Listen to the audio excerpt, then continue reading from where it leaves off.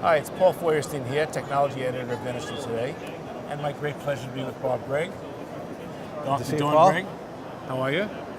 Yep. And you know Bob and Dawn from the work with Millennium Laser and Lenap, but we have something else to talk about today all of a sudden. We've been playing around with lasers and diode lasers, and they've been pretty much static for all these years, and all of a sudden we have something new, don't we? Yes, it's been quite the journey, and I never wanted to be a serial laser manufacturer. I wanted to bring products to market that were meaningful for the clinician and change the way patients and the doctor has the clinical experience for better efficiencies, better time savings, better outcomes. So what have you done to the laser, to the diode laser, to make it different? I mean, a laser's a laser, right? Right, a laser's a laser until you introduce new photonics and new technology that was never before available in the size and the power that we have now. In order to get the sort of power that we have out of this diode, you would have to have a very large 200-pound laser.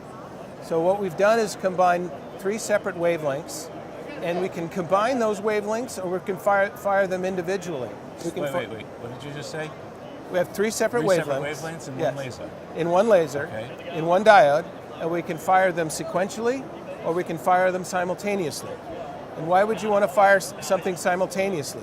Well, one application that I can discuss is laser pocket disinfection and hitting all of the primary absorption wavelengths for the viruses and the bacteria that are in the pocket. Because you have multiple wavelengths. Multiple wavelengths that hit the multiple peak chromophores for those particular species of pathogens that we'd like to target.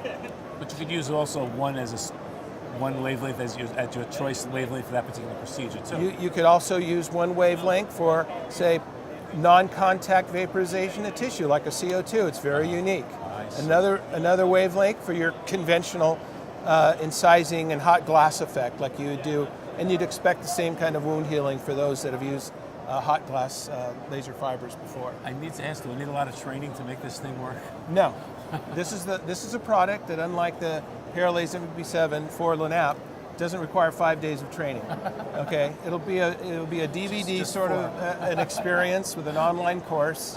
We'll also supplement it with Dr. Chris Owens through our Laser Training Institute, and he's already been primed, and he's chomping at the bit, shall we say, to get going on this and developing the program. So it's not going to be that exhaustive experience. It's not going to be that high-end price point either. And I just have to ask it, but it's not a replacement for the Lenap procedure at all. No, it's a totally different thing. It will not replace the Paralaser for Lenap. Okay. Lenap requires the ability to stop bone bleeders. Right. This will not stop a bone bleeder. Right. But it will stop some minor soft tissue weeping and oozing with disinfection. and for troughing and tissue retraction and some of the other things that diodes can do, but it can do it with optional and combined wavelengths that make it very unique and a limited thermal injury area. So if anybody wants to get a teaser on this, they can come to the booth. Yes. At the Chicago Midwinter Meeting. Yes. And there'll be information shortly, I assume, on lenap.com, LANAP.com. Is that correct? That's correct. Okay, it's been great talking to you. Great talking with you. Appreciate it. Great seeing you, Dawn.